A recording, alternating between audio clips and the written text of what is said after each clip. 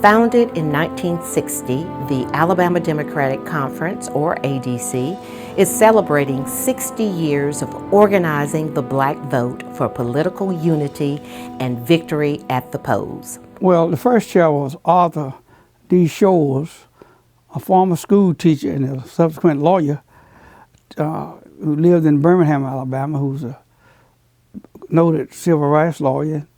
One time was one of the few black lawyers in the state of Alabama.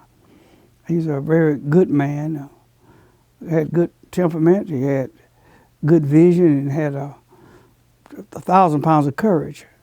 So he was a good leader and the right leader for the Alabama Democratic Conference because he had vision, and a leader has to have vision.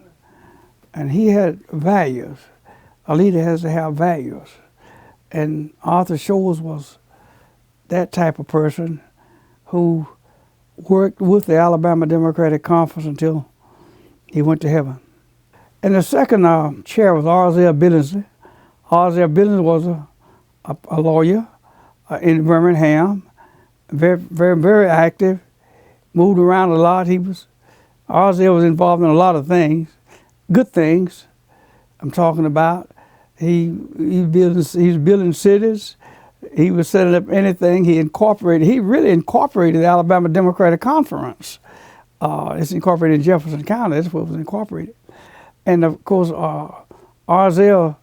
was very smart. He was probably too smart for his times. But he worked very well, worked very hard to try to build political organizations because he saw the importance of politics and unity together. So he was a second chair. And of course the third chair was Rufus A. Lewis, who was the treasurer of Ross and Clayton Funeral Home, who was a former football coach at Alabama State and other places. And he was a man who just didn't give up. He really worked in voter registration a lot. He was also the transportation a supervisor, director during the Montgomery bus boycott in Montgomery. So Rufus Lewis was a very able and committed person, and he was just simply wouldn't give up. I remember vividly going with him down to Baldwin County one Sunday afternoon. He picked me up at Alabama State University, and we rode down to Baldwin County to try to get one person registered to vote. And of course, he went down there to teach them how, because at that time we had not passed the Voting Rights Act. And of course, he was doing everything he possibly could to get people registered, and did a good job, made a lot of contacts, and he was very much involved in getting me to be involved in the Alabama Democratic Conference, because after all, I'm not a founder of the Alabama Democratic Conference. I was a late comer. But so Arthur Shores, Rufus Lewis, and of course R.Z.L. Billingsley were the three chairs who preceded me, but Rufus Lewis was my immediate predecessor. In 1965, when Dr. Martin Luther King was alive, Alabama had less than 10 black elected officials. My involvement really was when I was a student at Alabama State. Originally involved in the sit-in movement. And when we organized the Student Nonviolent Coordinating Committee on the Easter weekend in Raleigh, North Carolina. That Student Nonviolent Coordinating Committee was, of course, SNCC. And of course, that was some of my first involvement, active involvement in the civil rights movement. Then, of course, we'd had our own movement here in Montgomery and at Alabama State as well. When I became executive secretary of the Alabama State Teachers Association, Mr. Whisenhunt, S.J. Whisenhunt, was president. And of course, it was interesting because a lot of folks were surprised that the teachers organization would employ civil rights activists at that time. I was 25 years old. I turned 26 right after they named me. But here I was, a 25-year-old active, just fresh out of the sit-in movement. And of course, Anthony Butler, who was from Choctaw County, was president after Mr. Whisenhunt was president. And Anthony Butler was the one who really invited Dr. King to speak to the Alabama State Teachers Association. And Dr. King was very much impressed with that because, as I understand it, the only teachers group that had ever invited Dr. King to speak was the Louisiana Education Association, the black organization in Louisiana.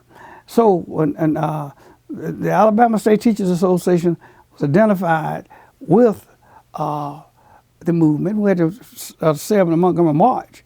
Well, we were involved in that, and there were many other activities. So my involvement, I was backed by the Black Teachers of Alabama. I was paid for by the Black Teachers of Alabama, and I worked hard for them, and they liked that because they wanted somebody to at least identify with this progressive movement and the things that we did not like about society. That's the discrimination and what have you.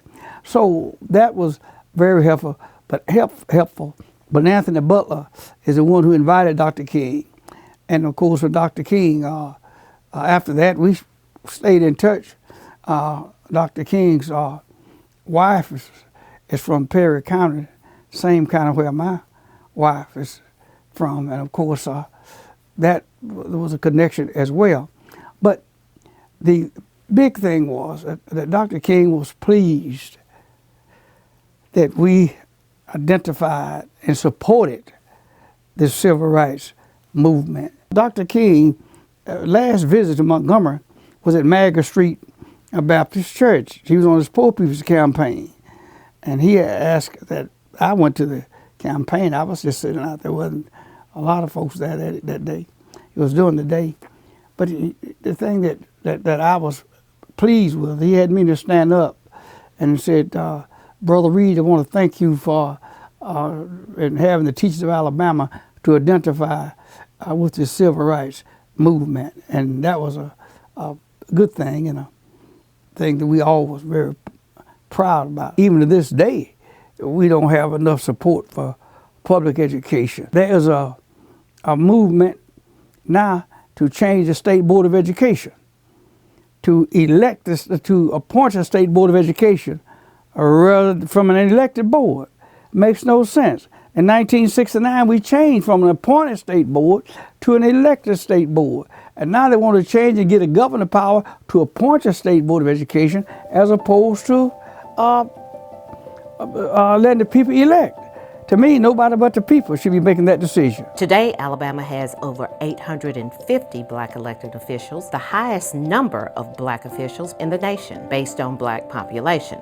These gains are due largely to the efforts of Joe Reed and the Alabama Democratic Conference in orchestrating litigation, negotiations, and legislation, in addition to drafting redistricting plans to achieve fair and equitable representation in virtually every chamber of government. In 1975, ADC drew the plan that placed 4 blacks on the newly formed 9-member Montgomery City Council and created equity in representation on city boards and in city government. The ADC fortified its strength and effectiveness in 1976 when Joe Reed convinced his high schoolmate, Jerome Gray, to come to work for the organization as its state field director. Gray's quiet, scholarly work provided key research and expert testimony that led to monumental litigation for the advancement of voting rights in Alabama. Harris v. Braddock resulted in redistricting of jurisdictions to enable more registrars to serve, which meant increasing the number of black registrars. Jerome was smart, very sensitive to the movement. He was involved in the NAACP. He was the field director for the Alabama Democratic Conference. he could write well. He was one person that if Jerome wrote something, you didn't have to hard to proofread it. Well, you didn't have to proofread it because he knew more about it than the proofer. But he worked real hard, gave a lot, worked for the United States Congress, Donald Stewart, United States Senator, Donald Stewart. And of course, Jerome and I were both at the Connecticut County Training School, at that time what it was called. Later it was named Thurgood Marshall High School. And Jerome graduated from Talladega and attended many other universities. We worked very much together on reapportionment. And he was the type guy that just blended so well with me, and I blended with him. He's doing well now. So I'm just glad for him. He did have a stroke, and but he's come back very well, and I'm just glad for him. But he was just such a smart guy. He was genius-like, and it was a blessing for the ADC to have somebody like Jerome. And since Jerome left, we haven't had anybody else, and that's been us a big problem, because you can't find another Jerome. That's the thing. But we do need somebody in this organization to help carry it, because I'm in the evening of my life, and we need to certainly recruit and find workers and somebody who will devote a lot of time to it, similar to what Jerome did. But Jerome, whatever the ADC is, in a lot of respects, we owe a lot of it to Jerome's work. Gray's pivotal work in the landmark Dillard v. Crenshaw County expanded Black representation in over 100 jurisdictions, including city councils, county commissions, and school boards. Gray also provided significant input when ADC led the effort to get Alabama's first 2 Black federal judges and U.S. Marshal. Gray's work behind the scene is evidenced in the progress made through his surgical precision when fighting for voting rights in Alabama and throughout the South. His legacy is evidenced in the scores of young people who were mentored by Gray and have accepted the responsibility to help others in the cause for justice and equality.